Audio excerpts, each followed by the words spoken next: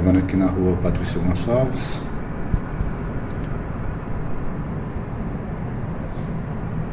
Perto das 9 horas da noite. Ruído alto, assim que a gente dorme todo dia.